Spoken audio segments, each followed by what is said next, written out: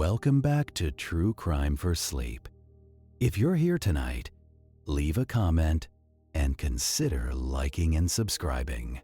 Now, step into 1933 New York, where detective work is mostly wet shoes and bad light. It's 3:12 in the morning, and you're climbing a Mulberry Street tenement that smells like coal smoke and cheap gin. A body waits in the hallway, but the details don't behave. Pockets turn neat, wallet left behind, a matchbook placed like a signature. You log it by hand, because paper is the only thing that still remembers when people start lying.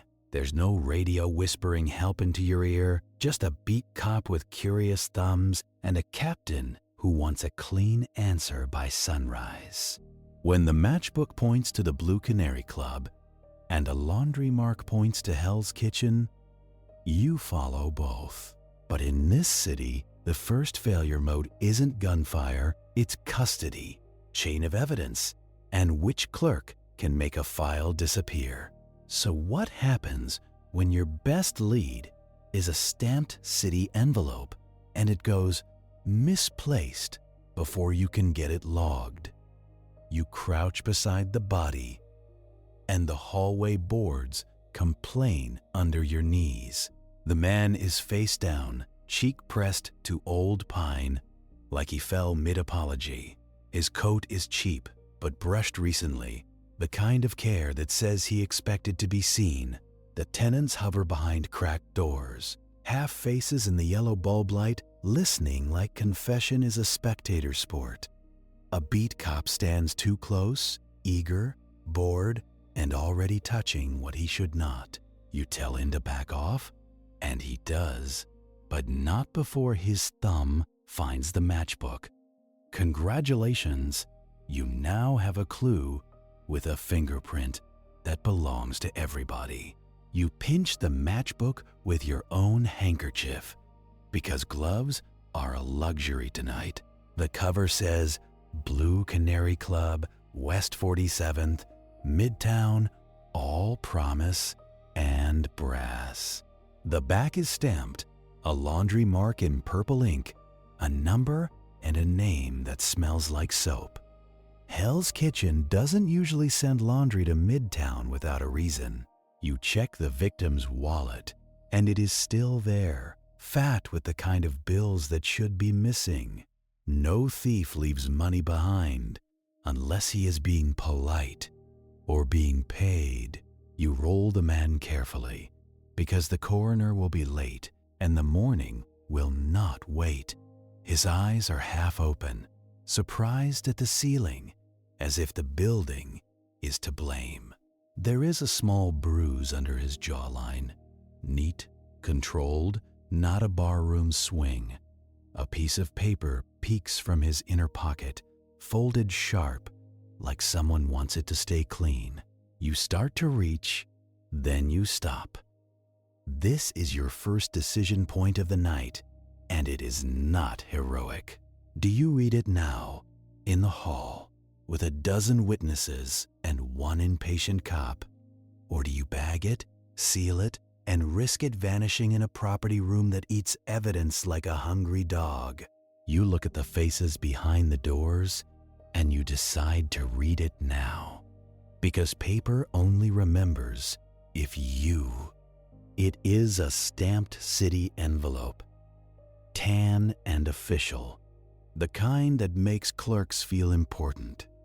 The seal is impressed but smeared, as if someone handled it with sweaty certainty. There is no address on it, just a departmental crest and a file number. Inside is nothing. No letter, no receipt, no tender little explanation. Just emptiness, which is a message in itself. You slide it back, refold it exactly, and put it where you found it. A captain will demand the envelope, and someone will later claim it never existed. You take the victim's name from his identification, and you mouth it once to make it real. Salvatore Rizzo, age 31, address on Mott Street, 4 blocks away, close enough to walk home in bad weather. You ask the beat cop for the time he got the call. He says 2:48, like he is proud of remembering. You mark it down anyway, because your notebook is the only honest man in the room. You send the cop to knock on doors and collect names, not stories, just names. People will lie about what they heard, but they do not lie about their rent receipts. A woman in a housecoat says she heard footsteps running down, then a soft thud. A man with a butcher's apron says he heard nothing because silence is safer. A kid swears he saw a tall man in a long coat, which is every man in February. You write it all down, and you feel the first clock start ticking. By sunrise, a paper will call this gang trouble, and the public will nod satisfied. Your captain will want a clean answer, and clean answers are usually dirty work. The coroner finally arrives, smelling like bed and resentment.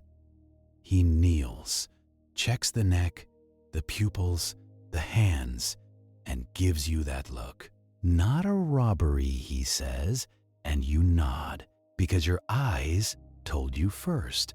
You ask him for an estimate, and he says sometime after midnight, give or take. In 1933, give or take is the difference between an alibi and a noose. You lean close to the victim's hand again. His fingers are curled like he was holding something. But there is no torn skin, no struggle that leaves its handwriting on the body. This wasn't a fight. It was a decision made by someone calm enough to place a matchbook. The matchbook is a direction, and the laundry stamp is a second direction. 2 neighborhoods, 2 stories, and 1 corpse lying like punctuation in a hallway.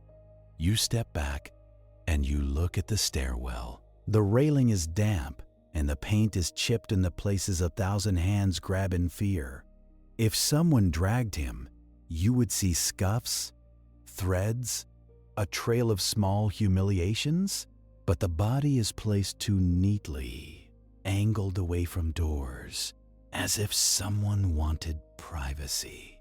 That means the killer had time. Time means confidence. Confidence means either experience or protection. You tell the beat cop to hold the scene until daylight. And he makes a face. He wants coffee, warmth, a story to tell. You want the hallway to stay exactly as it is, which is impossible. When you leave, the building will start rewriting itself, cleaning up shame. You walk down to the street, and the cold hits you like a wet towel. Mulberry Street is quiet in that thin hour when even the rats seem tired. A street lamp buzzes, and a taxi hisses past, empty, like it knows better. You light your own cigarette with a match from your pocket, not the matchbook. You do not want to burn the only map you have. Back at the precinct, your desk waits like a punishment. It is covered in paper, and the paper is covered in other men's handwriting. You open the big ledger, the one that smells like ink and old coffee. You log the name, the time, the location, and the oddities. Pockets turned neatly. Wallet left behind. Matchbook placed. City envelope found empty. You can already hear the captain's voice asking why you are writing poetry. You are not writing poetry. You are building a fence around the truth, because truth runs off if you do not pin it in. A desk sergeant wanders by, yawning, and glances at your notes. He says, "Blue Canary, huh?" and laughs like Midtown is a joke. He tells you the Canary gets politicians and girls with expensive smiles. He tells you Hell's Kitchen gets longshoremen, and men who settle things behind warehouses. He tells you those worlds do not touch unless someone is carrying something. At 7:15, the captain arrives, hat still on, coat still wet from whatever dream he crawled out of. He reads your first lines, and his face tightens. He says he wants this quiet because City Hall is already cranky about bodies in tenements. He says, make it a simple mugging if you can. You look at him, and you do not argue. Arguing is for men who think the system listens. Instead, you ask for a car and a partner for the day. He gives you a look that says you are spending money he does not have. Then, he gives you the keys anyway, because even cynical captains fear headlines. By 8:30, you are back on the street. The city, brighter but not cleaner. You stop at the address on the victim's identification. Mott Street, 4 flights up, a narrow apartment with a stove that coughs heat. A woman answers, eyes swollen, hair pinned in a hurry, apron dusted with flour. She says Sal did not come home last night.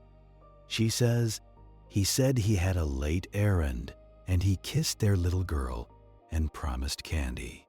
She says he worked odd jobs, deliveries, sometimes for a club, sometimes for a man she did not like. You ask her, which man?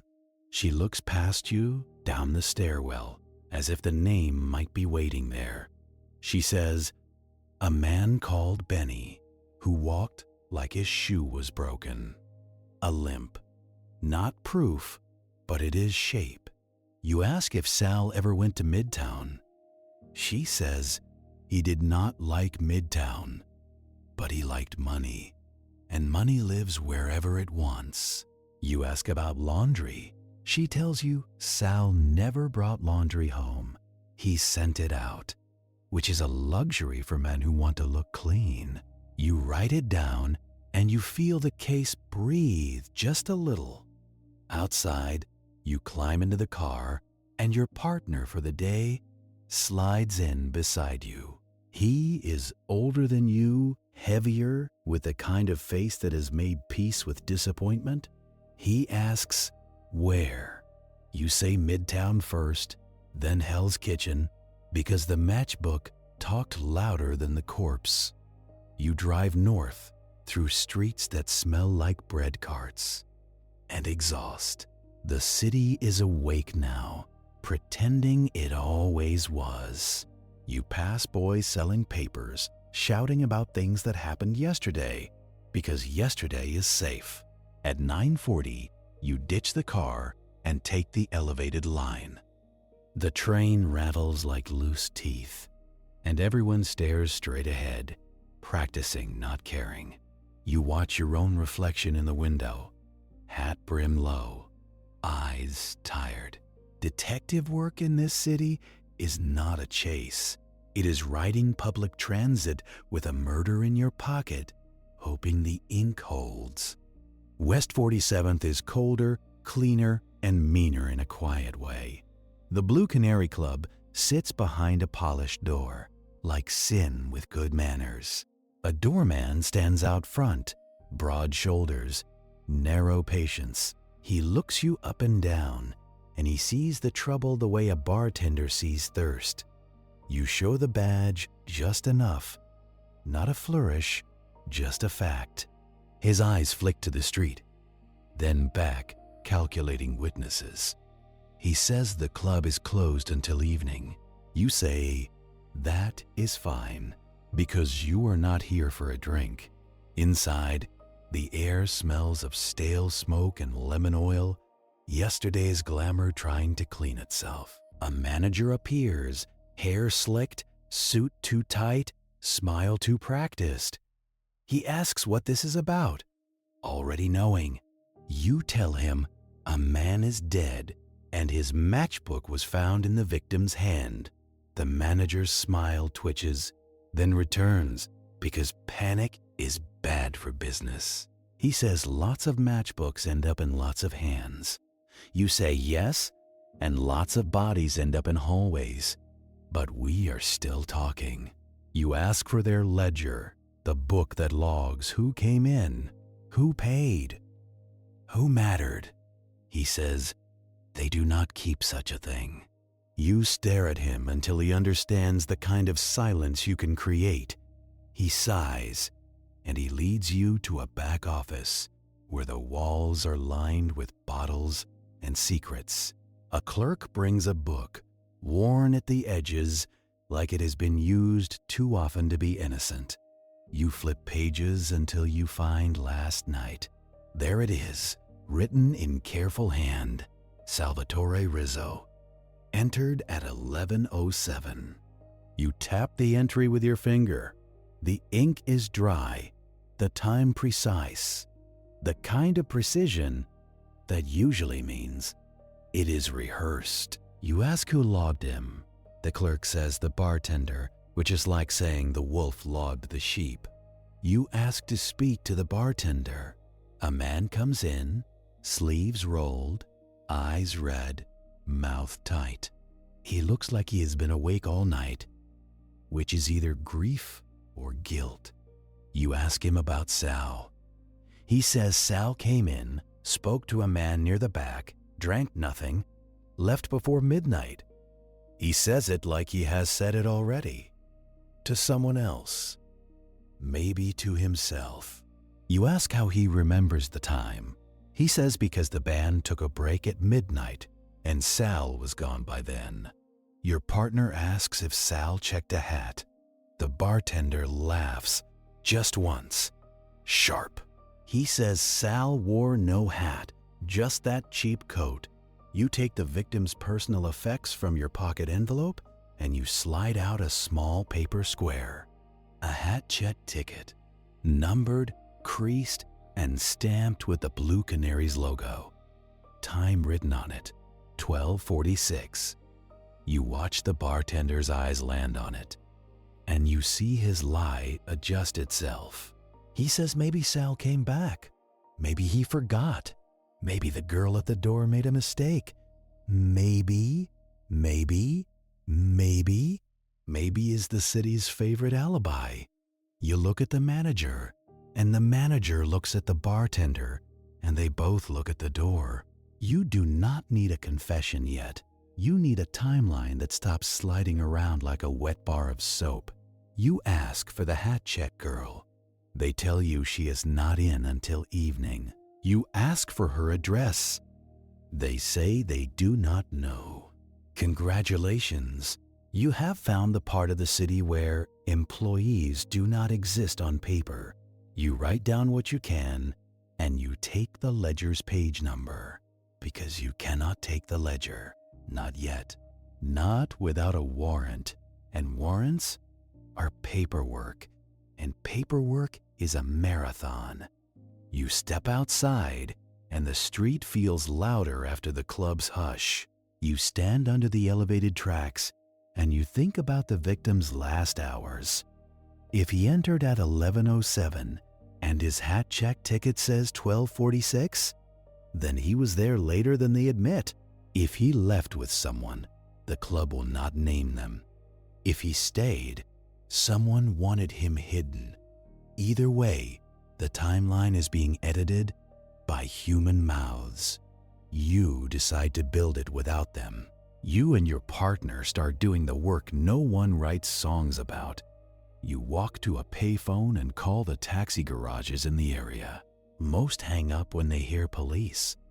One puts you on hold, and the hold is just silence, like punishment.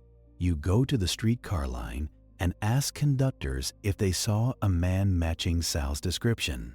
They shrug because everybody matches everybody in a winter coat. You go to a corner pharmacy and ask if anyone used the phone late.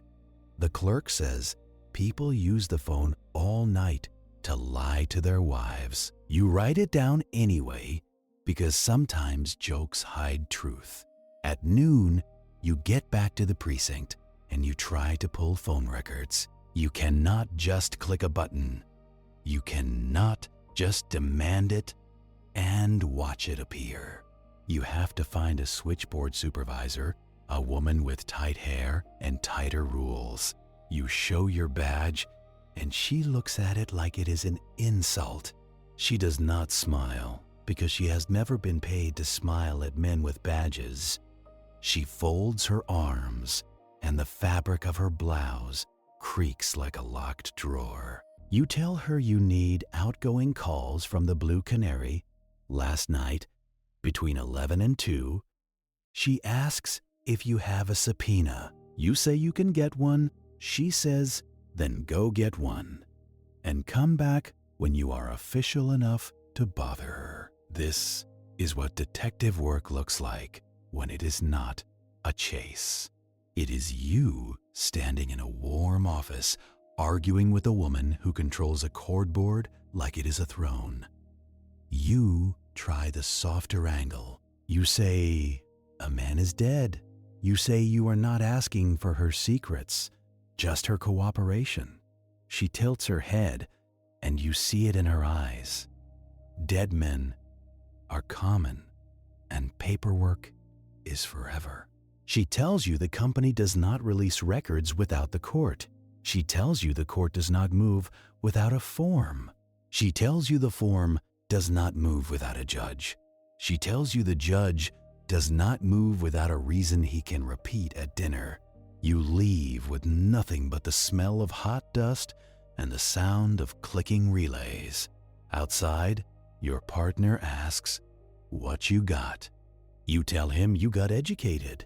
You go back to the precinct and you start the slow part, the part that feels like shoveling coal. You find the assistant district attorney who owes your captain a favor. He is young, clean collar, eyes tired in a way that does not match his age.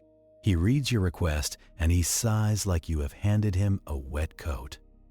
He says you need probable cause. You say you have a dead man with a matchbook in his hand. He says that is a poem, not probable cause. So you give him the timeline you have. You give him 11:07 in their ledger. You give him the hat check ticket that says 1246. You give him the empty city envelope in the victim's pocket with a department seal. That last piece changes his posture, not because it is proof, because it is dangerous. He says fine, and he starts typing on a machine that sounds like a small gunfight. You wait, and waiting is what most cases are made of. By the time you walk the subpoena back to the telephone company, it is mid-afternoon. The switchboard supervisor reads it, checks the signature, and her face tightens. She does not like being told what to do, but she likes contempt of court even less. She leads you into a room that smells like varnish and warm metal. Rows of boards, rows of cords, and operators with headsets talking softly into other people's lives. You stand there while she brings out a ledger, not the club's ledger, a different kind, a book of calls written in neat lines, time, number, extension, destination. It is not complete because nothing is, but it is something. You copy down the Blue Canary's outgoing calls for the window you care about. You write until your hand cramps. One number repeats, spaced out like someone kept checking a wound. A laundry number, West Side Exchange. You feel your partner shift beside you because he feels it too. 2 neighborhoods, 1 lie, and now a 3rd piece of string. You ask the supervisor who that number belongs to.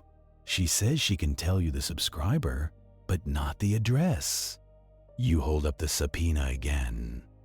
She looks at it like it smells. Then she flips a card, index, finds the name, and taps the line with a fingernail. Rourke Laundry and Delivery, 10th Avenue, Hell's Kitchen, dressed up as soap and service. You thank her. You do not mean it, but you say it. On the street, the wind has teeth.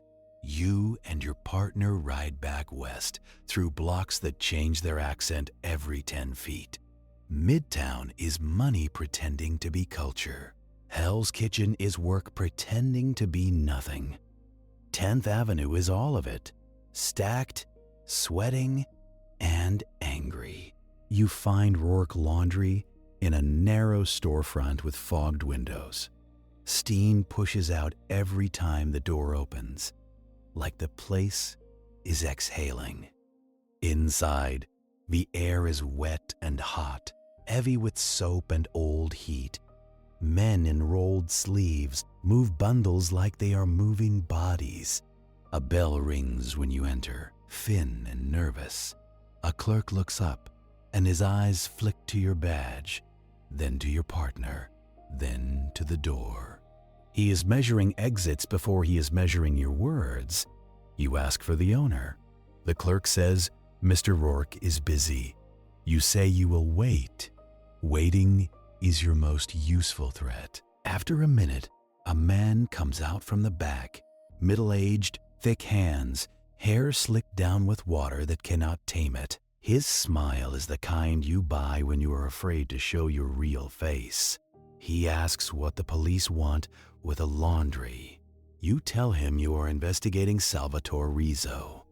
You watch for recognition. It hits him like a small sting, quick, involuntary. He covers it with a shrug.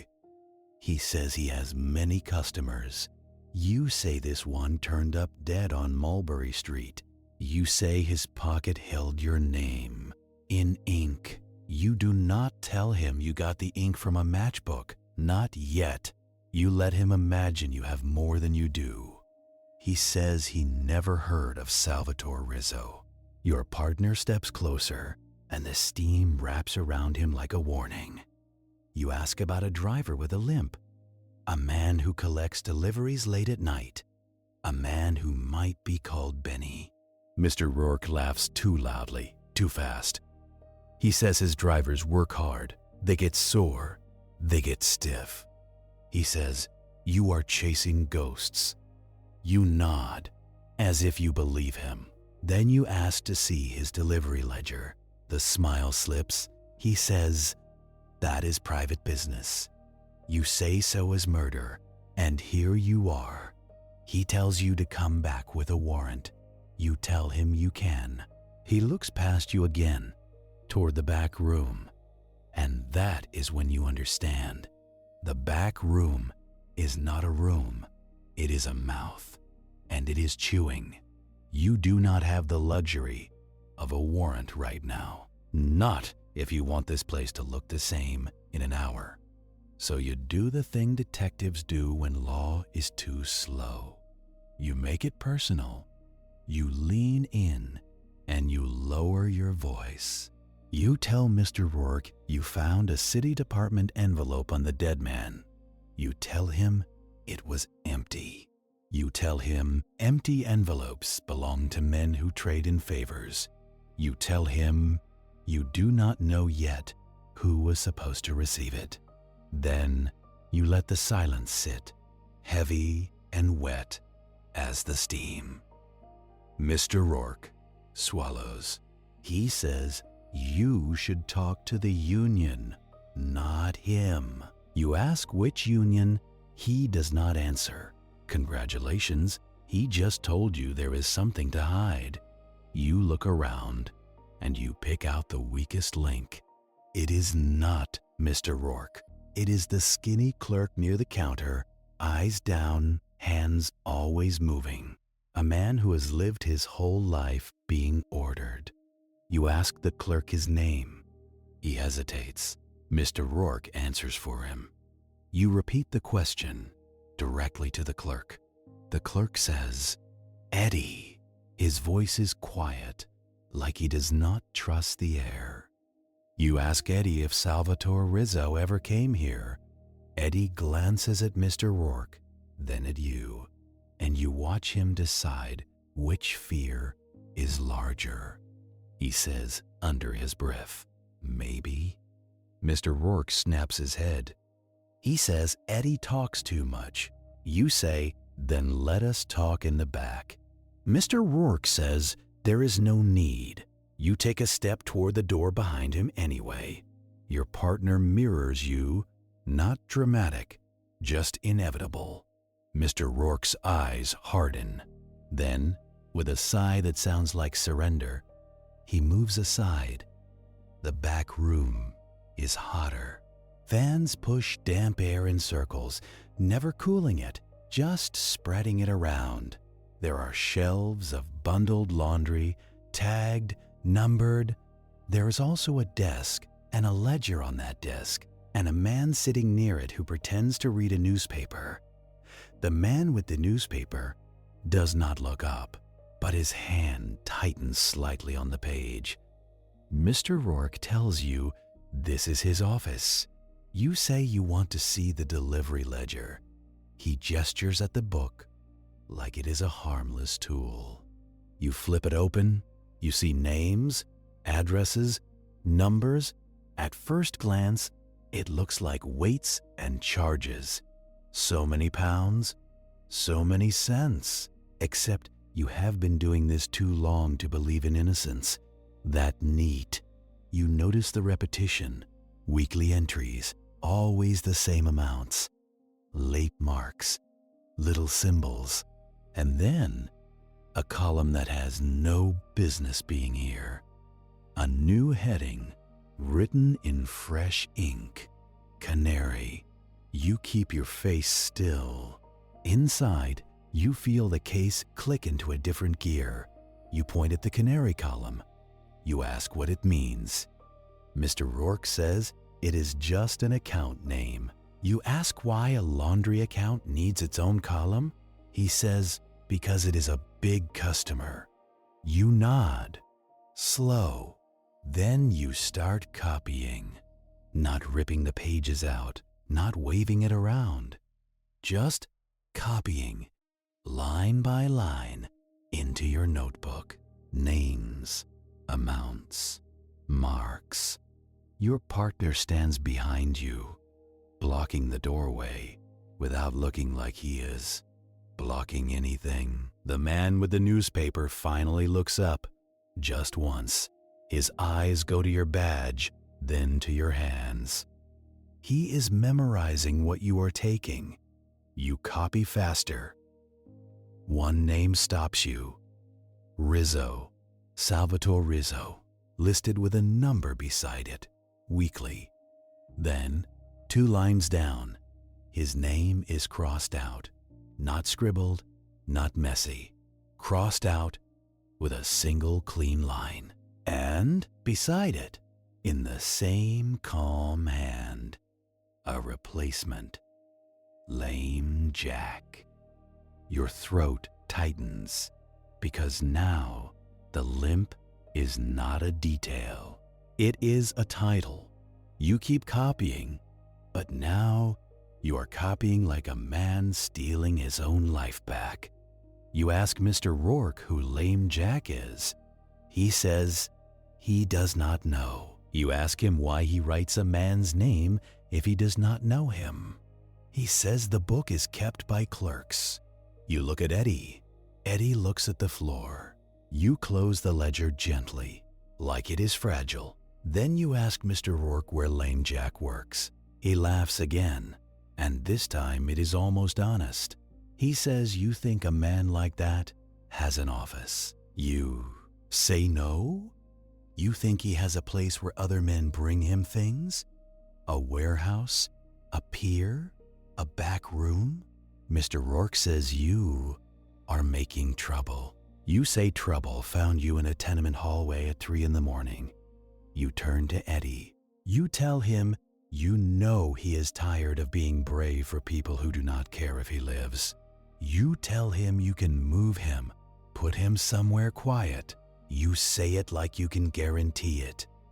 You cannot, but you say it anyway, because sometimes the lie you tell is the only way to get to the truth. Eddie's eyes shine with something that is not tears yet. He swallows, and he nods once, tiny. He says, barely audible, Hudson Piers. He says, warehouse near the river. He says, lame Jack takes envelopes there, late. Mr. Rourke's face goes pale under the steam. He spits Eddie's name like a curse. The man with the newspaper stands up. Not fast, not slow, just standing like a dog rising from sleep. Your partner shifts, hand near his coat. This is the moment where detective work stops being clerical. Mr. Rourke says, you should leave. You say you will. You tuck your notebook away, and you put your pen back like it is a weapon. You and your partner walk out, calm, controlled, but you feel the eyes on your back the whole way. Outside, the cold air hits you like relief. Then you remember, relief is temporary. In the car, your partner asks, what now? You tell him, Hudson Piers. You tell him tonight. He says, we should call it in. You picture your captain's face. You picture the words, keep it tight. No big raids, no headlines. Because the wrong arrest embarrasses the precinct, and the right arrest starts a war. You tell your partner you will brief the captain. You do. The captain listens, jaw clenched, cigarette burning down, untouched. When you mention the ledger and the Canary column, his eyes narrow. When you mention lame Jack and the Hudson Piers, he shakes his head. He says no. He says that is dock territory, and dock territory belongs to men who do not wear uniforms. He says you do not go poking around the river at midnight with two guys and a notebook. You tell him your partner took a cabbie's limp detail this morning, and now you have it in ink. You tell him Salvatore Rizzo got crossed out like an expense. You tell him the laundry is not a laundry. It is collections with soap on it. The captain stares at you for a long moment. Then he says, if you go quiet. He says no squad. He says no sirens. He says you bring back something he can hold in his hand. Because without that, you are just telling stories. You nod. You leave his office, and you feel the weight shift. Not lighter, sharper.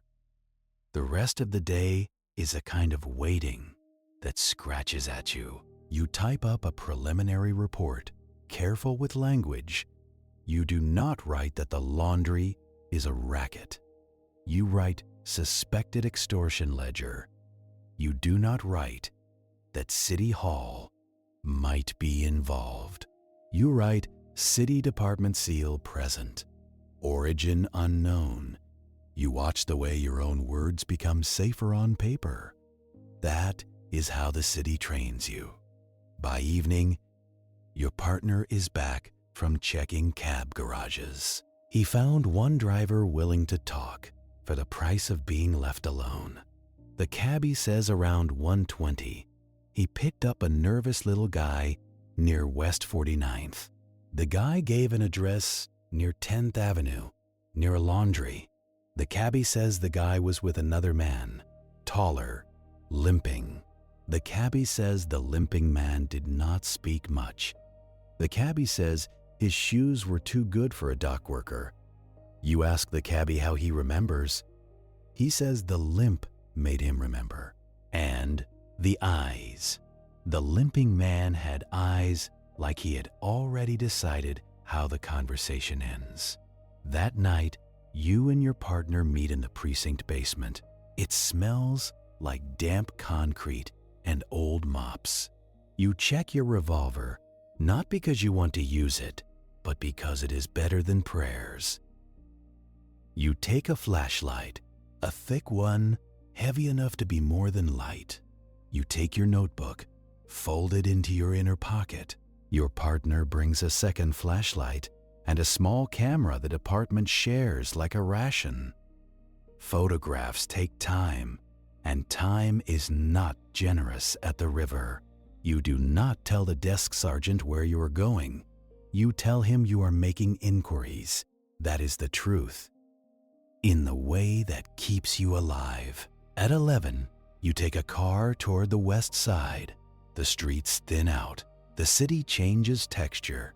Midtown lights fade, replaced by warehouses and fences, and the smell of fuel. You pass men leaning on corners with no reason to be there. You pass bars that never close, because sailors and longshoremen do not sleep on schedules. By 11:55, you are near the Hudson. Fog crawls off the water like breath. Diesel hangs in the air, and the slap of water against pilings keeps time. The piers are not quiet. They are just private. You park the car where it will not be noticed, or at least not immediately. You and your partner walk, collars up, hats low. Your shoes hit wet boards, and the sound travels farther than you want. Somewhere, a ship horn moans, long and tired. Dock workers move like shadows that learn to smoke. They do not look at you.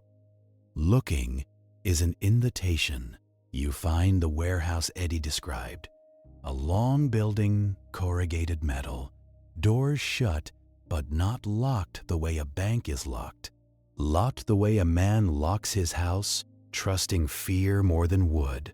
You wait in the dark, behind stacked crates, and you let your eyes adjust. Your partner whispers that this is stupid. You whisper back that all of it is stupid. And yet, here you are. Time passes in slow drips. Then, you see movement. A figure emerges from the fog, walking with a distinct hitch. Not dramatic, not theatrical, just a leg that does not play along. Lame Jack. He comes from the direction of the street, not the water. He is not a dock worker. His coat is long, clean enough to tell you he does not lift crates. He pauses near the warehouse door. He lights a cigarette, shielding the match with his hand. The glow shows his face for a second. Hard lines, narrow mouth. A man who has made a career out of other people's discomfort. Another figure approaches. Taller, long coat, hat brim low. They do not greet like friends. They greet like coworkers. An exchange happens fast. A small envelope handed over like a tip. But the body language is loud. Lame Jack is tense. The taller man is calm. Calm is power. You and your partner exchange a glance. This is your decision point. Do you pull back, go to the captain, bring bodies and warrants and a whole noisy machine? Or do you follow now, while the truth is still warm in someone's hand? You follow. You move low using the crates as cover. Your flashlight stays off. You rely on the fog and the bad lighting New York provides for free. The men enter the warehouse through a side door. You count to 3, then you move. Inside, the warehouse smells like rope and oil and wet wood.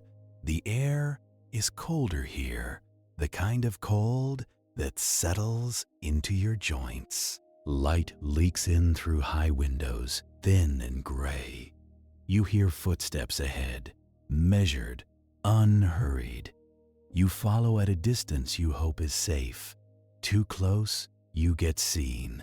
Too far, you lose them in the maze. This is what you have instead of radios: distance and luck. The corridor narrows. lined with stacked pallets. Somewhere, water drips steadily. Your partner's breathing is loud in your ear, even when he tries to keep it quiet. Then you hear voices, not clear words, just the shape of talk. A door opens ahead, and a sliver of light spills into the corridor. You press yourself against a stack of crates, heart slow but heavy. Your partner does the same. You peer around the edge. You see Lame Jack inside a small office space built into the warehouse. A glass window, grimy, and a desk with papers. The taller man stands with his back to you. He takes the envelope, opens it, looks inside. He nods once. Then he says something that makes Lame Jack flinch. You cannot hear the words, but you can see the reaction. Lame Jack gestures, defensive. The taller man steps closer, and that is when you see it. On the desk, near the papers, is a stamp, a city department stamp, the kind used to mark official envelopes. Your stomach tightens, because now the empty envelope in Sal Rizzo's pocket is not a curiosity. It is part of a system. You lean in a fraction, trying to see more, and the crate under your hand shifts just a little, but enough. The sound is small, a scrape on wood. The taller man stops moving, not because he heard it clearly, but because his body has learned to respect chance. Lame Jack's head turns first, sharp and annoyed, like you just interrupted his prayer. You freeze, palm flat against the crate, willing the wood to forget you exist. Your partner freezes too, but you can hear his breath catch in the back of his throat. In a warehouse at midnight, a held breath is a flare. The taller man says something low, and Lame Jack answers with a hissed word that sounds like blame. Then, Lame Jack steps out of the office and into the corridor's thin light. He limps toward you, slow, listening with his whole face. You do not move. You do not blink. You become a stain in the fog and the dimness. Lame Jack pauses beside a stack of pallets, close enough that you can smell his cigarette and the menthol bite of it. He taps ash on the floor, and the ember falls like a tiny signal. He leans down, puts his good hand on a crate corner, and gives it a gentle shake. The wood answers with a dry creak. He smiles, just slightly, because the building is always guilty in the end. Your partner's shoe shifts behind you a fraction, the smallest betrayal. Lame Jack's eyes snap to it. And now you are done being invisible. You step out, fast, badge up, gun down but ready. The old compromise. Police, you say, and your voice sounds calm enough to be someone else's. Lame Jack's smile disappears, replaced by pure arithmetic. He does not reach for a weapon. He reaches for distance. He turns and runs, and the limp becomes a cruel advantage in the cluttered corridor, because he knows exactly how to move with it. You chase, boots slipping on damp boards, shoulders scraping rough wood, breath burning. This is not the movies. This is you trying not to break your teeth on a pallet edge. Your partner barrels after you, heavier, cursing under his breath. Lame Jack throws a hand out, shoves a loose dolly into your path, and it rolls like a living thing. You hop it, barely, and feel the wheel clip your shin. Pain blooms, hot and immediate, like your body filing a complaint. Ahead, the taller man steps out of the office doorway, and for a second, you think he will run too. He does not. He draws a gun with a lazy confidence, like he is reaching for a comb. And he points it, not at you, but at your partner. That tells you everything you need to know about leverage. You shout for your partner to get down. Your partner tries, but there is not much down available in a corridor full of angles. The gunshot cracks, clean and sharp, too loud for the fog outside. Your ears ring instantly, the sound turning into a metallic hiss. Your partner grunts and folds. Not dramatic, just suddenly unfinished. He hits the boards hard, and his hat rolls away like it is ashamed. You fire back, one shot, aimed at the taller man's chest. It misses, punches into wood, and throws splinters into the air like angry confetti. The taller man steps back into the office, unhurried, already bored. Lame Jack keeps running. You have a choice that is not a choice. Chase the limp or save the man who came with you. Detective work is mostly choosing which regret you can afford. You drop to your partner's side. His hands are already searching his own body, not finding answers, just wet warmth. The bullet got him high, near the shoulder and collarbone, where blood comes fast and arrogant. He looks at you, eyes wide, and tries to say something that will sound brave. It comes out as a thin exhale. You press your hand to the wound, hard, and he flinches like you slapped him. You tell him to stay with you. You tell him that because you have nothing else to offer. Somewhere outside you hear footsteps on boards, retreating, fading into the warehouse maze. Lame Jack is getting away, and you can almost feel the case slipping through your fingers like grease. You drag your partner back toward the warehouse door, inch by inch, your knees sliding on damp grit. The corridor feels longer now, as if it enjoys watching you struggle. You shout for help, and your voice bounces off metal and wood and comes back thinner. No radios, no instant cavalry, just your lungs and whatever mercy the night has left. A dock worker finally appears, not because he is kind, but because gunshots are bad for business. He sees your badge, sees the blood, and his face turns into a mask of irritation. He yells for another man. 2 more shadows arrive, and together you haul your partner out into the fog. The cold air hits the blood and turns it tacky. You lean him against a piling, keep pressure on the wound, and tell someone to call an ambulance. They look at you like you asked them to call the mayor. You shove a bill into a man's hand, more than you can spare, and suddenly the idea becomes possible. The man runs, and his boots slap wet boards, carrying your money toward a telephone. Your partner's breathing is shallow now, like he is afraid of what air will cost. You tell him he is not allowed to die on you.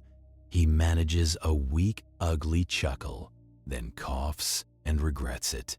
Congratulations, you have just learned how fast a night can turn into a hospital bill. You look back at the warehouse. The side door is still ajar, a dark mouth pretending it did not bite you. Part of you wants to go back in alone.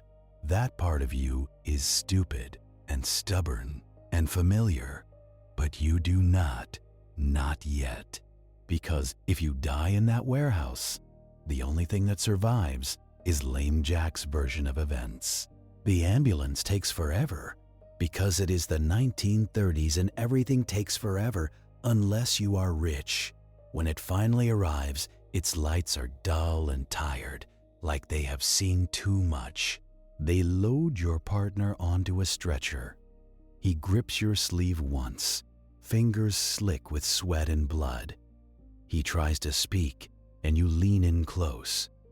He says, "Horse, get it on paper." Then they shut the doors and the ambulance swallows him. You stand there in the fog, hands stained dark, and you realize you are alone with the case now.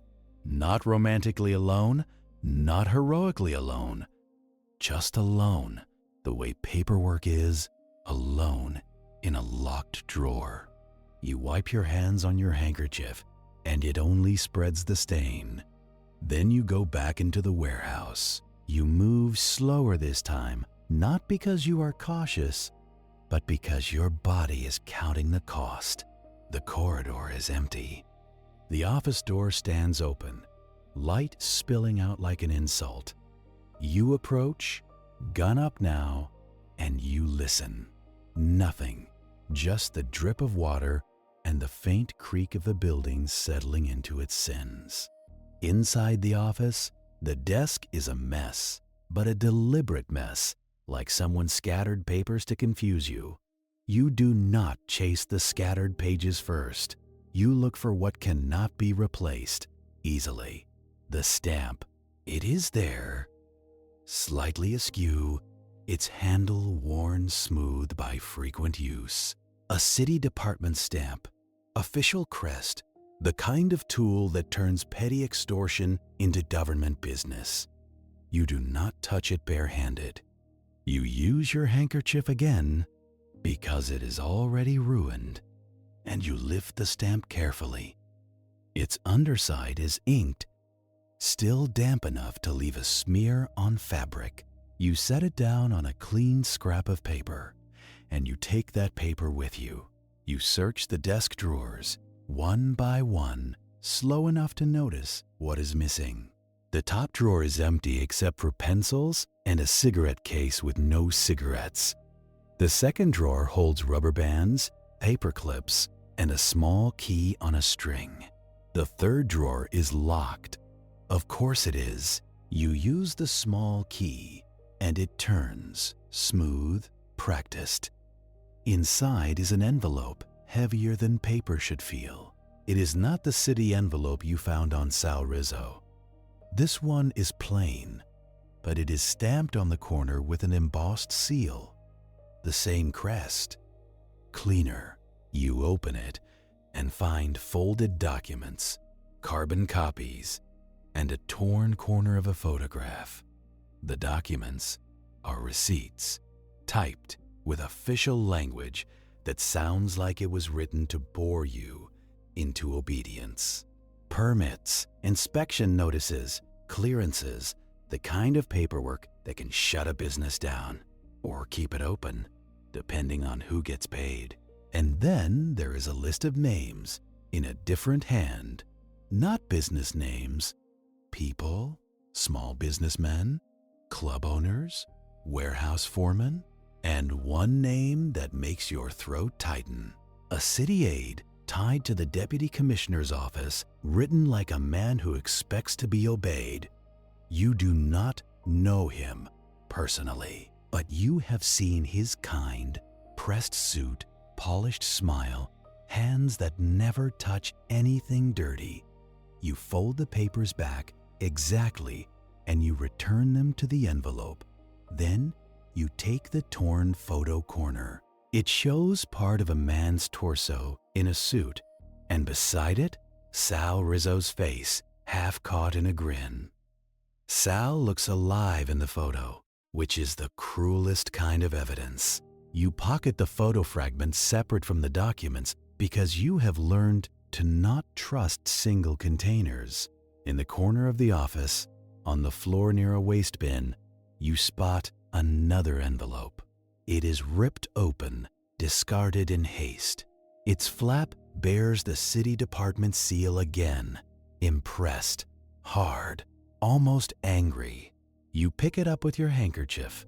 Inside is nothing, but the inside paper lining has a faint indentation, like something pressed into it.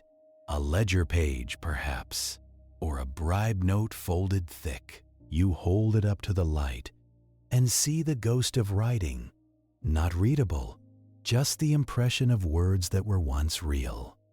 Congratulations, you have found a message, that has already been eaten. You hear a noise outside the office, a soft shuffle, and you freeze. A man's silhouette passes by the office window, not stopping, just checking. You step back into the deeper shadow, gun ready. The silhouette pauses. A hand appears on the office door frame, fingers spread, testing. Then the hand pulls away. The silhouette moves on. You exhale slowly, and you realize your heart is beating like it wants out. The men who work these piers are not here to arrest you. They are here to decide whether you are worth the trouble. You do not intend to find out what they decide. You take what you can carry: the stamp, wrapped, the torn photo fragment, the sealed envelope of documents, and the ripped city envelope with its ghostwriting. You leave the office and move through the corridor back toward the side door. The warehouse seems to watch you go, quiet and patient.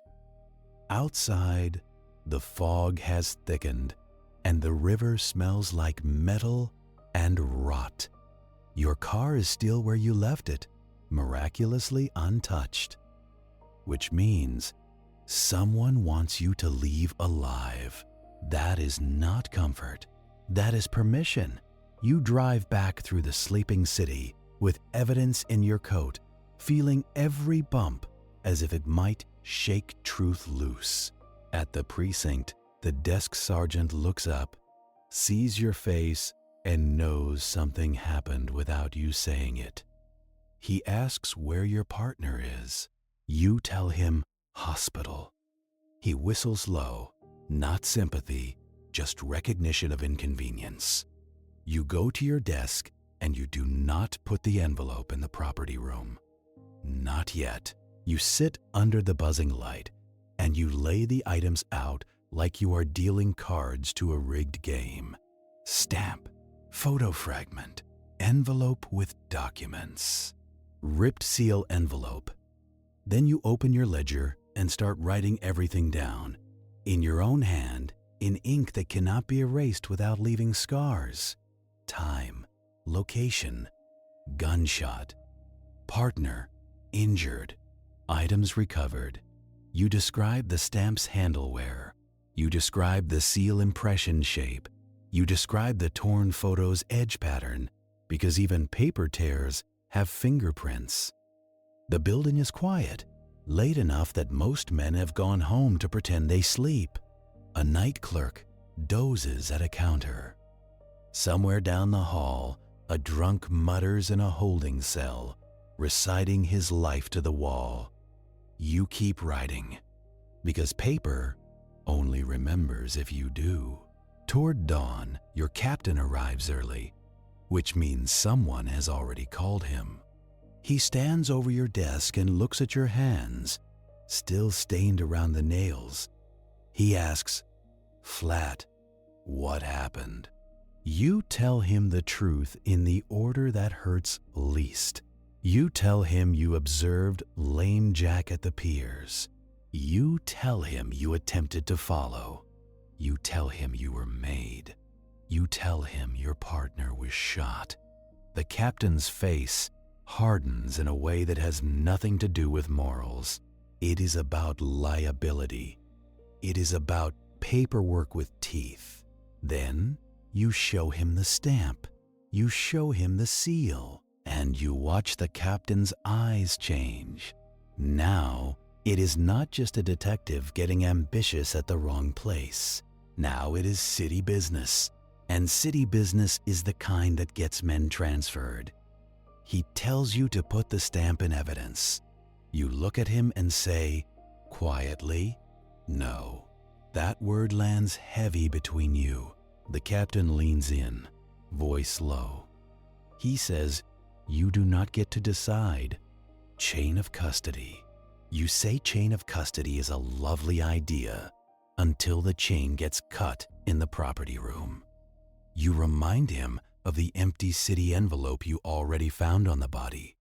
You remind him how quickly things get misplaced when they embarrass the wrong people. The captain stares at you for a long moment. Then he says, "Careful now. You are not accusing anyone." You say you are not accusing. You are anticipating. He tells you internal affairs will ask why you were at the Piers. You tell him to let them ask. He rubs his forehead, and for a second he looks older than his rank. He says you should take medical leave, visit your partner, cool down. You hear the offer for what it is, a gentle way to get you out of the room while other men decide what survives. You tell him you will visit your partner after you finish your report.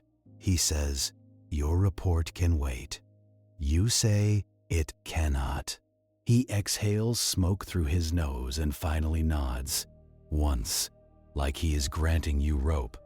Then he walks away, and you feel the precinct breathe again. By 9 in the morning, you are at the hospital. The ward smells like bleach, boiled sheets, and resignation. Your partner lies in a narrow bed, arm bandaged, face pale, eyes open but unfocused. He looks at you and tries to grin. It fails halfway. You tell him they say he will live. He says, "Bitter lucky me." You sit beside him, and the chair creaks like it wants to leave too. He asks if you got anything. You tell him you got a stamp and a paper trail. He closes his eyes, and you see relief fight with pain. He tells you again, "Get it on paper." You tell him you already did. He nods, then winces. Before you leave, he grips your wrist. He says, "Do not trust the room." He does not mean the hospital room. He means every room with a desk and a lock and a man who says policy. You leave the hospital with that sentence stuck to you like lint. Back at the precinct, you begin the paper war. This is where detective work stops smelling like fog and starts smelling like ink. You draft requests for records tied to that department seal. You request who has access to the stamp. You request recent permit actions connected to businesses on the laundry ledger list. You know what will happen. The requests will move slowly, then vanish, then reappear wrong. And sure enough, by afternoon, your first inquiry comes back with a red note. Misplaced, not denied, not approved, just misplaced. That magical bureaucratic fog that swallows truth without leaving blood. An unmarked sedan appears outside your boarding house that night. You see it from your window, parked too neatly, engine off, a man inside reading nothing. He sits there for an hour, then drives away without hurrying. No message, because the message is the quiet. You do not sleep. You lie on your bed and listen to the building settle. Pipes knock. A neighbor coughs. The street outside whispers with distant tires. And you think about Sal Rizzo, dead in a tenement hall with an empty city envelope in his pocket like a joke. 2 days later, Internal Affairs asks to speak to you. They do not call it Internal Affairs. They call it the inspector's office. Like a polite dentist. You sit in a small room with a table scarred by old arguments. A man in a suit asks why you were at the Hudson Piers at midnight. His voice is mild, his eyes not. You tell him you had a lead. He asks who authorized the operation. You say, "It was not an operation. It was an inquiry." He writes something on a form, slow enough to make it feel like a sentence. Then he asks what you found, and his pen hovers, hungry. You tell him you found a stamp with a city department seal. You do not hand it over, and you do not say where it is. You watch his eyes flick up at that. just once, then return to your face. He asks if you are alleging municipal involvement.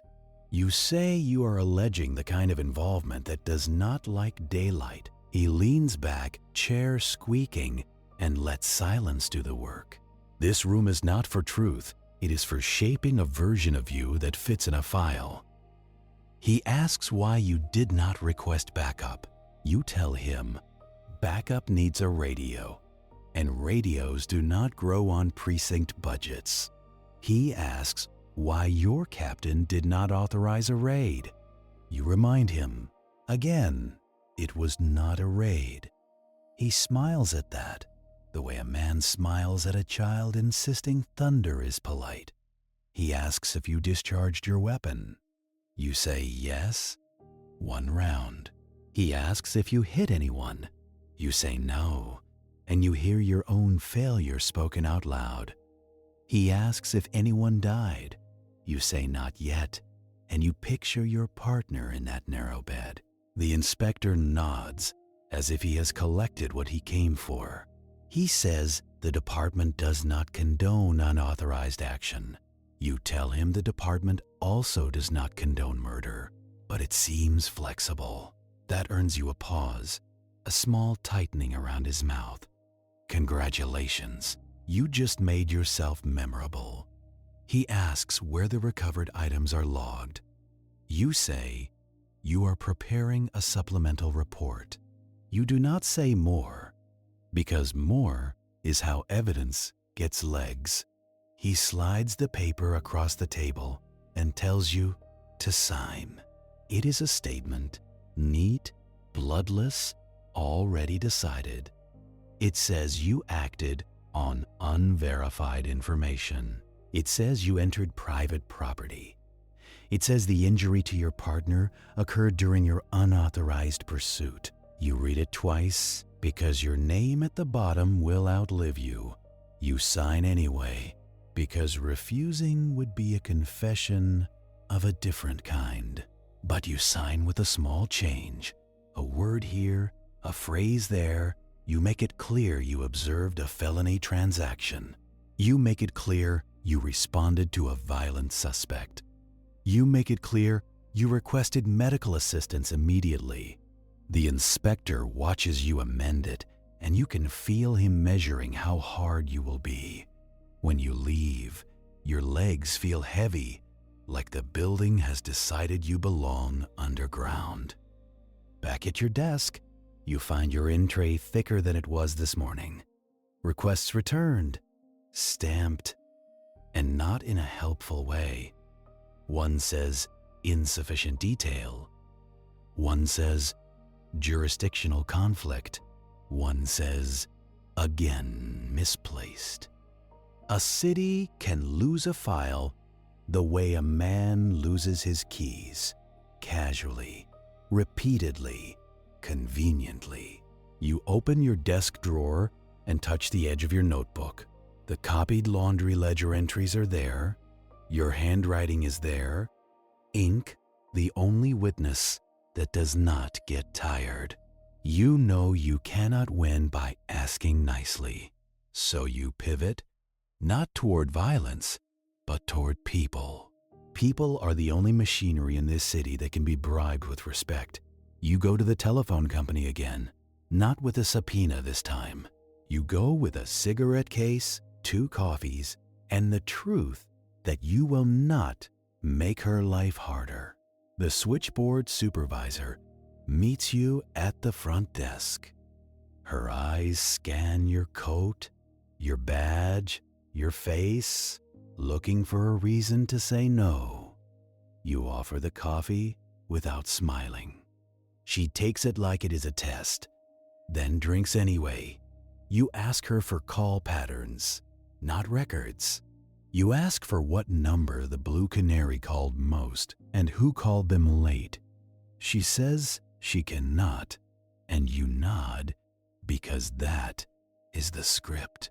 Then you mention the city seal, casually, like it slipped. Her fingers tighten around the cup. She asks, "What department?" You say, You are trying to find out. Now she is interested because everyone in New York understands hierarchy. You do not ask her to break rules. You ask her if she has ever seen a call flagged quietly by a city office. She does not answer right away. Then she says some numbers carry a courtesy. Calls routed faster.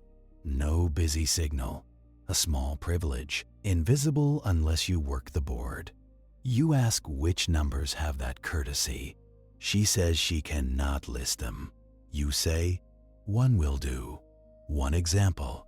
For your report, she looks over her shoulder and you follow her gaze. Two operators nearby, heads down, listening to other people lie. The supervisor lowers her voice. She gives you a number and you write it as if it is any other. Then she tells you what exchange it belongs to. Municipal Building, Lower Manhattan. Not police, not fire. A city office that touches permits and inspections. The same kind of office that would own a stamp. You thank her, and this time you mean it a little. Outside, the street feels colder, even in daylight, because now you have a direction that points upward, and up is where cases go to die. Next, you go to night court, not because you love justice, but because you love records. Night court has a smell that sticks, wet coats and old cigarettes, and fear sweating through wool. The stenographers sit like priests of a bored religion, taking down confessions nobody keeps. You find one you have seen before, a woman with tired eyes and quick fingers. She recognizes you, which is never a good sign for either of you. You ask her about names that keep appearing in arraignments near the Hudson Piers. Longshoremen, warehouse foreman, men arrested for nothing, then released for less. She tells you to buy her a sandwich because her lunch break is her only leverage. You buy the sandwich. You sit beside her at a narrow counter while she eats fast, like time is chasing her. You slide a piece of paper toward her with the name you saw in that office list. The deputy commissioner's aide. Her chewing slows. She asks why you want that name. You tell her you are trying to figure out why a club in Midtown calls a city office at midnight. She does not laugh. She tells you she has seen that name on paperwork, not arrests. Motions, continuances, cases delayed until witnesses move away or forget. She says that name appears like a thumb on the scale. You ask her if he ever comes to court. She says, not often, but sometimes. Usually when someone important needs to look unbothered. She tells you he sits in the back, hat on, coat perfect, watching men beg. Then he leaves before the ruling. You write it down and your pen feels heavier. Now you need the last piece, the public mirror, a reporter, a man who makes ink feel like a weapon. You do not trust reporters because they trade in human pain for breakfast. But you have one you can use, and he can use you. He owes you from a case last year, when you quietly warned him off a bad alley. You find him in a press room, sleeves rolled, tie loose, smelling like stale smoke and cheap cologne. He grins when he sees you, because your presence is always a story. You tell him you are not giving him a story. You are asking him for one. You ask him to check the society pages, charity events, club openings. You ask for photographs that include Salvatore Rizzo. The reporter snorts. He says a dead man from Mulberry does not get photographed at charity dinners. You slide the torn corner of the photograph onto his desk. Just the corner, not enough to be stolen easily, but enough to be recognized. His grin fades, replaced by a professional hunger. He says, "Where did you get this?" You tell him you found it where your partner got shot. His eyes flick up, sharp. Now he is listening, not as a friend, but as a man who smells scandal. You tell him you want the rest of the picture. You tell him you want the name of the man in the suit. He takes the photo corner carefully, like it might stain. He says, "Give him a day." You tell him you will give him 12 hours. He laughs, but he nods, because deadlines are the only religion reporters share with detectives.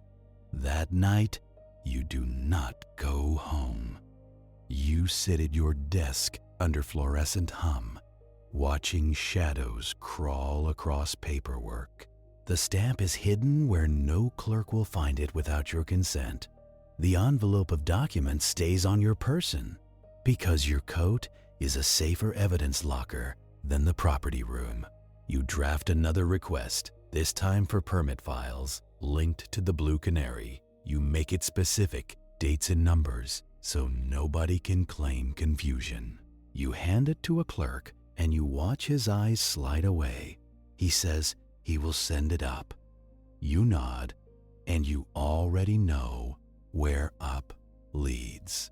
At 2 a.m, the phone on your desk rings.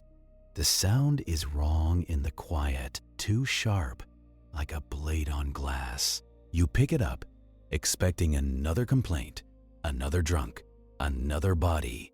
Instead, you hear breathing, slow and patient. Then a voice, low. He says you should let this one go. No name, no threat spelled out, just advice, like a man offering you a coat in winter. You ask who this is. He hangs up. You sit with the receiver in your hand, listening to the deadline. Congratulations, the city just spoke to you without using a badge. In the morning, the reporter comes through, not because he likes you, but because he likes himself alive. He meets you near City Hall Park, where the trees look tired and the benches smell like last night. He hands you a folder, thick with clipped photographs. He flips one open. A charity dinner, flashbulbs, white tablecloths, men smiling like they invented cleanliness. And there, near the center, is the man in the suit, the deputy commissioner's aide, unmistakable now. Beside him, half-turned, is Salvatore Rizzo. Sal is not dressed like a tenement delivery man. He is in a decent suit, hair slicked, trying on a life that does not belong to him. The reporter taps the image. He says your dead man had ambitions. You stare at the photo and feel something settle. Sal was not just collecting money. He was collecting access. The reporter asks what you are going to do with it. You tell him you are going to keep it out of evidence. For now, he smirks. He says that sounds like a confession. You tell him it is a survival tactic. He offers to run a story, a big one. He says the city will have to respond if it is in print. You shake your head. You tell him print cuts both ways. If you go too loud, the city will cut your legs and call it reform. You ask him instead for background. Who is the aide loyal to? Who does he drink with? Where does he show his face when he thinks nobody is looking? The reporter thinks, then names the Blue Canary. He says the aide is seen there often, late, always with the same calm. He says the club manager treats him like royalty. You feel the trap forming? Not pretty, but possible. Because you cannot arrest a rumor. You cannot cuff a photograph. You need a moment where the truth touches something you can seize. So you start building a room where the truth has to show up. You return to Rourke Laundry, not in uniform, not with a squad. You go alone, hat low, coat plain. Eddie is at the counter again, eyes bruised with fear. He sees you and stiffens like he expects punishment. You ask to speak to him privately. He glances toward the back room, then shakes his head fast. You tell him you are not here to make him brave. You are here to keep him alive. You tell him the men he works for are nervous now. They shot a detective and they still did not stop you. You tell him that means they will clean house. And the first thing a racket cleans is the weak link. Eddie swallows hard. He says Mr. Rourke has been asking questions. He says men have been coming in at odd hours. He says Lane Jack has not been seen, but his name still gets written. You ask Eddie if he wants out. Eddie looks at the floor, then nods, barely. You tell him you cannot disappear him to California. You tell him the movies are lies, but you can move him to a relative in Brooklyn maybe, and you can make sure he is not alone tonight. You can also do one more thing. You can use him to deliver a message. Eddie's head snaps up. He asks what message. You tell him to let it slip, quietly, to the right ears. Tell them Sal Rizzo had a ledger copy. Tell them Sal sold it before he died. Tell them the buyer is willing to sell it again to someone who hates rackets, a reform prosecutor. You say the words like they taste bitter. Eddie looks terrified, which means he understands how bait works. You tell him you are not asking him to lie. You are asking him to repeat a lie the city already believes about itself. That secrets can be bought. Eddie whispers that if he does this, they will kill him. You tell him if he does nothing, they will kill him anyway. Detective work is often offering a man 2 bad doors and asking him to choose. He nods, shaking, and you give him the name of the prosecutor, a real one, ambitious, rumored to be clean. You pick him because the rumor is enough to make dirty men sweat. Then you leave Eddie with his fear and a job that will ruin his sleep. Now you need a place to set the hook, a controlled meet. You cannot do it at the laundry. That place belongs to them. You cannot do it at the Piers. That place will swallow you whole.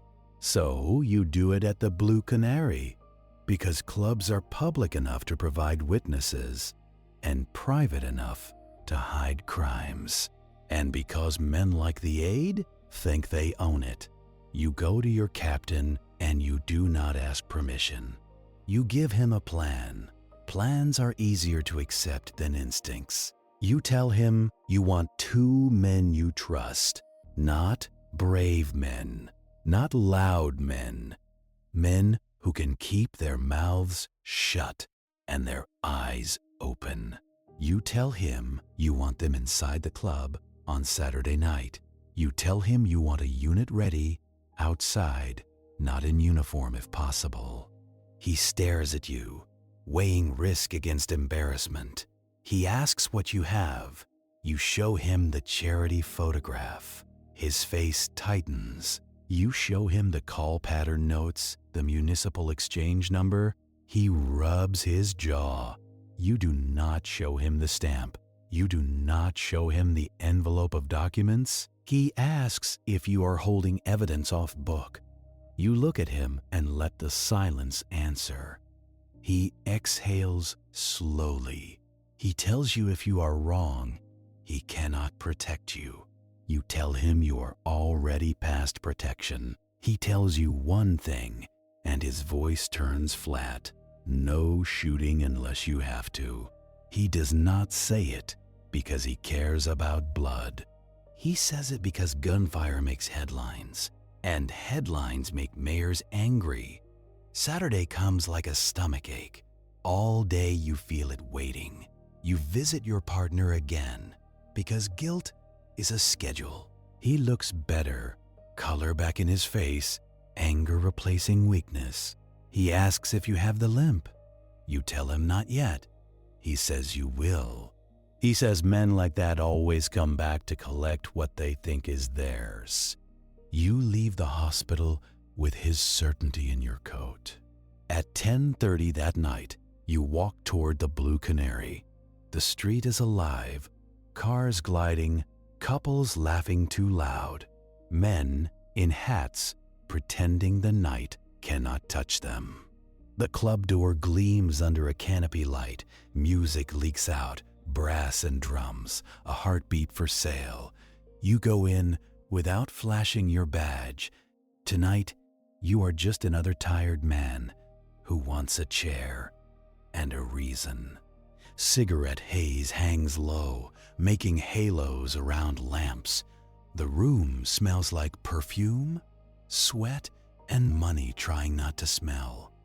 You take a seat at the bar, back to the wall. You can see the entrance. You can see the hallway that leads to the back office. Your two trusted men are already inside. One sits near the bandstand, pretending to enjoy the music. The other stands near the corridor, acting like a bored patron. Outside, in the cold, a small team waits with warrants that may or may not be honored. You order a drink you do not want, just to look like you belong. The bartender serves it without warmth. He remembers you. You sip, and it tastes like regret dressed up as whiskey. Minutes drag. The band plays something bright to make people forget the depression exists. A woman in a silver dress laughs at a man's joke, though his mouth never moves. You watch hands more than faces. Hands tell truth. At 11:12, the manager appears, scanning the room like a man checking for fire. His eyes land on you. He stiffens, then forces himself to keep walking. He disappears into the back. That is a signal, even if he does not know he is sending it. At 11:25, the door opens and a man enters with a limp. Lame Jack moves through the club like he owns the floorboards. His coat is good. His hat is better. His eyes are the same as the cabbie described, already deciding endings. He does not look around like a criminal afraid of police. He looks around like a clerk checking inventory. He heads for the back corridor without stopping at the bar. Your man near the corridor shifts. Ready. You give a small shake of your head. Not yet. Because you are not here to arrest a limp. You are here to catch the man who thinks he is untouchable. And then, like the night is mocking you with timing, the aide arrives. No escort, no hurry, just a well-dressed man stepping into smoke like it is his office. He pauses at the entrance, letting the doorman see him. He wants to be recognized. Then he walks in, nodding to the manager, who nearly bows. He does not scan the room for danger. He scans it for service.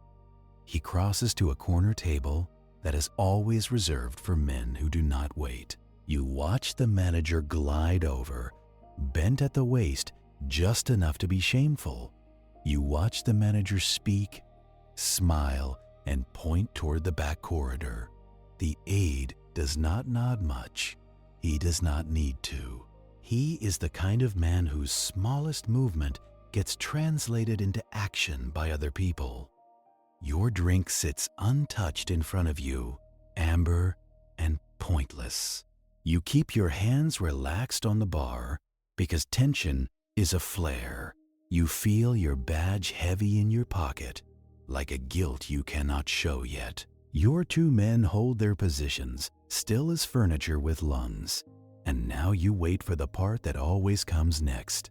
The part where men with secrets try to keep them. In a room full of music, the aide removes his gloves slowly, one finger at a time. He sets them on the table as if the table belongs to him too. A girl comes by with a tray, and the aide does not look at her face. He orders something expensive without asking the price. You are close enough to see his hands, clean nails, no calluses. A man who has never carried a crate but has moved a lot of weight. Across the room, Lame Jack slips through the back corridor like he knows where the cameras are not. There are no cameras, not in 1933, not like you wish there were. But there are eyes, and there are habits. The club has a back office, and that office has a door that only opens for certain shoes. You watch the aide's shoes. They are perfect, polished, and dry. Even in winter, they do not belong near the Hudson. They belong behind desks with stamps. A waiter brings the aide a drink, sets it down carefully, and retreats. The aide lifts it, takes a sip, and makes a slight face. Not disgust, just evaluation, like he is tasting whether the club is still loyal. You glance toward your man near the corridor. He is watching the corridor too, pretending to watch the dancers. Your other man near the bandstand shifts his weight once. That is his way of saying, ready when you are. You are not ready. Not yet. Because if you move too soon, you get a messy arrest and a clean escape. You need the aide and the limp in the same frame. You need a moment where lies touch hands. The band swings into a louder number, brass bright enough to peel paint. The room laughs in response, like laughter can pay rent. You let your eyes drift, casual, and you see the doorman speak to someone outside. The doorman steps aside and lets a man in. Another suit, another face you do not recognize, but your instincts do. This one is legal. He has a lawyer's posture, shoulders back, chin high, hands empty. He walks directly to the manager, speaks close, and the manager's smile becomes smaller. You can feel the club tightening. A system does not like being watched. And tonight, the system can feel your eyes, even if it cannot find them yet. You pay your bartender with a bill that hurts. You leave the drink half full. You move off the bar stool as if you are going to the men's room, slow and bored. Your man near the corridor shifts a half step, giving you space to pass. The corridor smells different than the club. Less perfume, more paper, less laughter, more fear. You stop at the corridor mouth, not entering yet. You let a couple stumble past you, giggling, coats brushing your sleeve. The couple disappears into the crowd, and you disappear with them. Then you slip into the corridor on their wake, quiet as a bad thought. Down here, the music is muffled, like it is playing underwater. The walls are narrow, painted a dark color that tries to hide fingerprints. A door at the end has frosted glass, and behind it, a light burns steady. That is the back office. That is where ledgers become weapons. You pause by a side doorway cracked open. Inside is a storage room, coats and liquor boxes, and dust. You slide in and let the door close most of the way. From the crack, you can see the office door. You can hear voices now. Lame Jack's voice is low and rough, like gravel wrapped in silk. The aide's voice is smoother, controlled, like a man reading from a script he wrote. You cannot hear every word, but you catch enough. Ledger, copy, prosecutor. Those words drop into your stomach like cold stones. So Eddie did what you asked. The bait got swallowed, And now men are here to make sure the hook never gets seen. You hear a chair scrape, you hear paper rustle, then a phrase clear enough to slice. The aide says, "This was not supposed to happen." Lame Jack answers, "Blame your boy, Rizzo."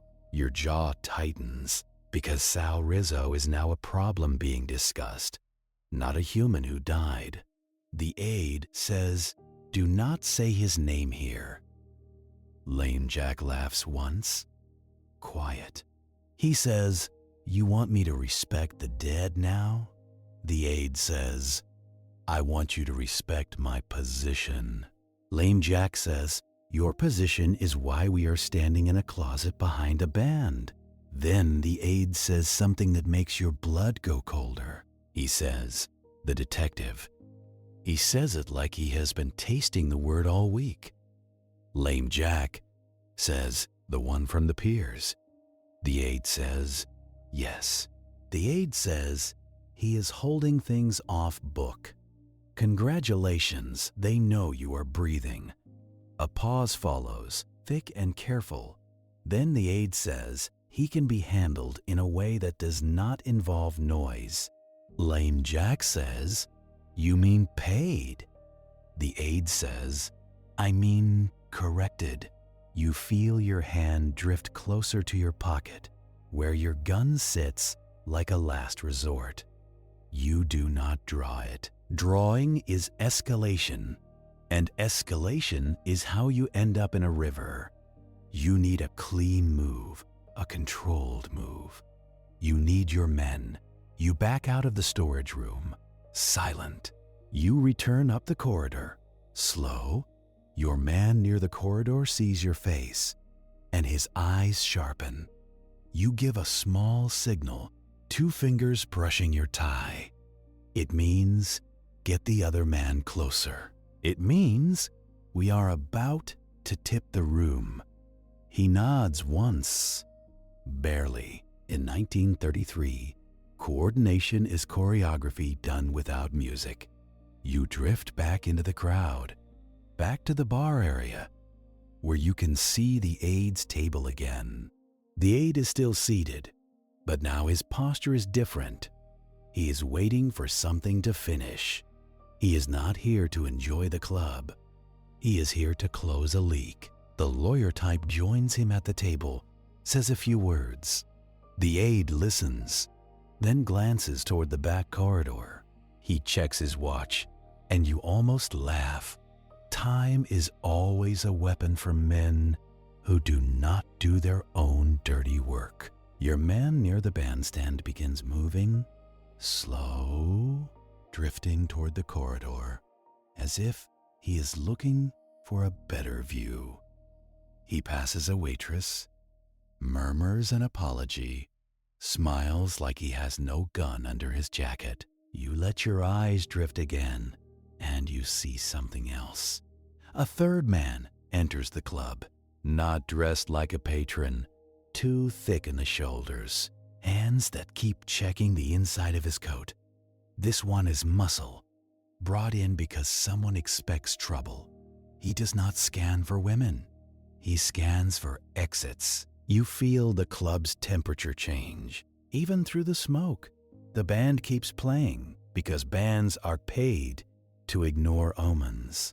The dancers keep smiling because smiles are cheaper than fear. But in the corners, the men who move money stop laughing. They start watching. You do not have much time now. You decide to start the squeeze, not with a dramatic shout, not with a gun waved high, with the oldest tool you have, a door opening at the wrong moment. You nod once toward your corridor man. He slips into the corridor with purpose now, fast but not running. Your bandstand man angles after him, creating a second shadow. You stay in the main room because you need to watch the aide's face when the club's illusion cracks. The manager sees your men move. His eyes widen slightly, and he starts toward the corridor. But he cannot run without telling everyone. he walks faster, and that is worse. The aide notices the manager's urgency. He turns his head. Just a fraction. He sees the corridor swallow men who do not belong. You see his jaw tighten. He sets his drink down. He does not panic. He calculates. Then you hear it. A muffled shout from the back office area, a scrape of furniture, and the unmistakable sound of a file drawer being forced. The club does not stop. The music does not stop. But the laughter in the room stutters, like a record catching. People feel disruption, even when they do not know its shape. The aide stands. He buttons his coat with steady hands. He says something to the lawyer type, and the lawyer nods, already preparing excuses. The aide takes one step toward the corridor. That is your moment. You stand, too, stepping away from the bar, letting your coat hang open enough to show what you are. Not the badge yet, just the posture. He sees you. You know he sees you because his eyes lock onto yours and do not flinch. Recognition passes between you like a paper being signed. He does not look afraid. He looks annoyed, as if you have arrived late to an appointment. You walk toward him through the smoke, not fast. Fast is emotional, and you cannot afford emotion in a room that sells it. The muscle man shifts, angling closer to the aide without being asked. The aide raises a hand slightly, and the muscle man stops. Control again. Always control. You stop a few feet from the aide's table. You meet his eyes at a polite distance. Because etiquette is the last shield men like this have, you speak quietly, so only he and the lawyer and maybe the nearest waiter can hear. You say you would like a word about Salvatore Rizzo. The aide's expression does not change much. He says, "I do not know the name." You say you have a photograph that disagrees. The lawyer type leans forward slightly, eyes narrowing. He says, "Detective, is it?" You do not answer him. You are not here for the lawyer. You are here for the man who thinks he can outsource consequences. The aide says, "If you have concerns, take them to your superiors." You almost smile, because that is always the line. Send the problem up, where it can be softened, delayed, misplaced. You say, "My superiors are busy misplacing things." His eyes flicker at that, quick, involuntary. Congratulations, you found the nerve. Behind you, the corridor shout happens again, louder. A woman at a nearby table turns her head, frowns, then forces herself back into laughter. People do not like the idea that danger can share a room with music. The aide says, "You are causing a disturbance." You say, "I am responding to one." You say, "A man was killed and his pockets were turned neat." You say, "He died with a city department seal in his coat." The aide's gaze drops for the first time, down to your coat, as if he expects to see the envelope. He says, "You are confused." You say, "No." You say, "I am tired." You say, "And when I am tired, I write everything down twice." The aide's jaw tightens again. A choice is forming behind his eyes. Cooperate and risk exposure, or resist and risk spectacle. Men like him hate spectacle. Spectacle is for other people. Then your corridor man appears at the corridor mouth, holding something under his arm like a stolen loaf. A ledger. The blue Canary's ledger, thick and worn, suddenly visible in the club's soft light. The manager follows behind him, face pale, mouth opening and closing like a fish. Your second man appears too, dragging the manager's clerk by the elbow. Not rough, just firm enough to make the point. The club's mood snaps. The band keeps playing for about 10 more seconds, out of habit. Then the trumpet player notices faces turning, and the music falters into an awkward stop. Silence spreads faster than sound. The manager raises his hands in a pleading gesture to the room, as if he can apologize the problem away. The aide does not look at the manager. He looks at the ledger. He looks at you. You lift your badge now, clear, undeniable. You say, "This is an investigation." You say, "You are going to come with us." The lawyer type immediately starts speaking, fast, quoting rights that are still being invented. He says unlawful seizure. He says jurisdiction. He says, "You do not have a warrant for my client." You look at him, finally. You say, "I do not need one to ask questions." You say, "And I have plenty." The aide's voice cuts in, calm as ever. He says, "I will not be spoken to like a dock thief." You say, "Then do not behave like one." The muscle man shifts again, and this time he moves closer. You feel the room's edges tighten, the tables, the waiters, the doorman near the entrance, watching like he is waiting for permission. Violence is always just a misunderstanding away in a place like this. But tonight, the violence is dressed in suits. Your corridor man opens the ledger slightly, as if checking a page. You see names. You see initials. You see codes that look like money pretending to be laundry weights. You see, in the margin, that same word again, Canary. The aide steps toward the ledger, hand half raised, not grabbing yet, but wanting. Wanting is revealing. You shift your body subtly, placing yourself between the aide and the book. You say, "Careful." You say, "You have already left enough fingerprints on this city." That line lands. The aide's eyes harden. He says, "You are making a serious accusation." You say, "I am making a serious report." And then Lame Jack appears. He comes out of the back corridor, not running, but moving quick. His limp is more pronounced when he is angry. His eyes are sharp, and in his hand is a small revolver held low, hidden by his coat. He is not aiming at you. He is aiming at the ledger, because the ledger is the real enemy.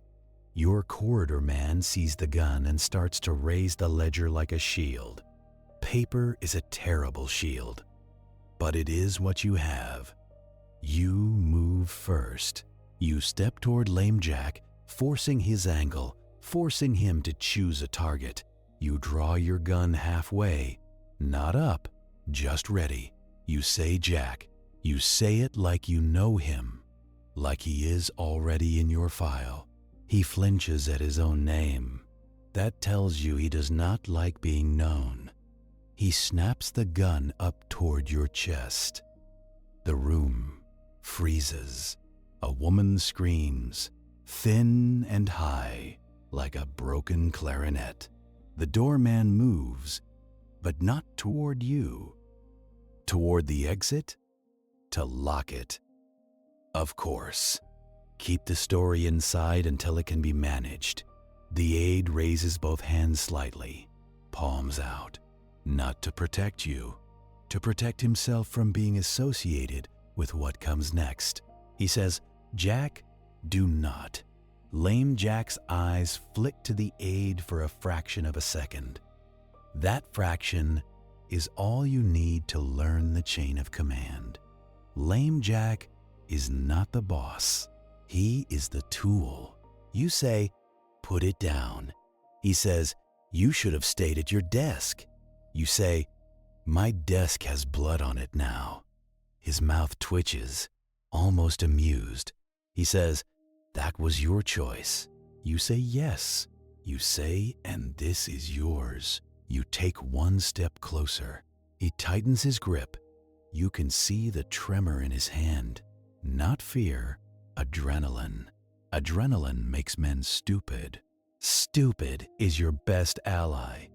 The lawyer type starts talking again, frantic, saying everyone should remain calm. Nobody listens to lawyers when guns are out. The aide takes a slow step back toward the shadows near the wall, always positioning, always preparing an exit that does not look like running. Lame Jack's gun wavers. Not much, but enough to show he is thinking about leaving. He is not here to win a fight. He is here to keep paper from becoming prison. Then, your bandstand man makes a mistake. He moves too fast, trying to circle behind Lame Jack. His shoe catches on a chair leg, and the chair scrapes loud across the floor. Lame Jack whips his head toward the sound. His gun follows instinctively. And in that instant, his muzzle swings away from you. You lunge. Not heroic, not graceful. Just a tired man throwing his weight into an arm. Your shoulder slams into Lame Jack's chest. The gun fires. The shot goes high, shattering a mirror behind the bar. Glass rains down, sparkling in the club's dim light like fake snow. You grapple, hands slick with sweat. Coat fabric twisting. Lame Jack's limp becomes a liability now because his balance is off. You drive him back into a table.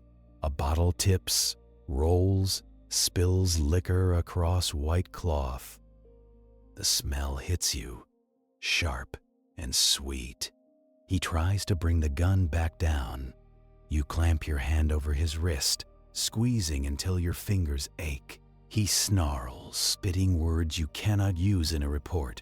Your corridor man moves in, grabbing Lame Jack's other arm. Between you, you wrench the revolver away. It clatters to the floor. A waiter kicks it instinctively, sending it skidding under a table. Congratulations, your evidence just went on a little trip.